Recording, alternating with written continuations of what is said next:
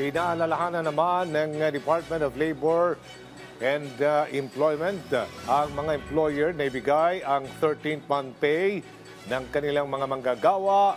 Sa panayam nito sa Bagong Pilipinas ngayon, sinabi ni DOLE Director Alvin Curada na dapat matanggap ng mga manggagawa sa pribadong sektor ang kanilang 13th month pay bago o sa December 24.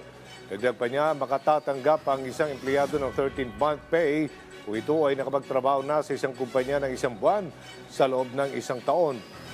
Pro-rated naman ang 13th month pay na matatanggap ng mga empleyado na nag-resign, retire o natanggal sa trabaho. At tayo sa gobyerno, hindi tayo entitled ng 13-month pay, but may separate tayo na scheme. And then yung mga working in the personal service of another, hindi rin sila kasama. Yung purely commission, task basis, hindi rin sila kasama. Hindi sila entitled ng 13-month pay. But yung mga workers natin na combination yung kanilang income in terms of commission plus wage, yung wage part nila, sila ay entitled ng 13-month pay.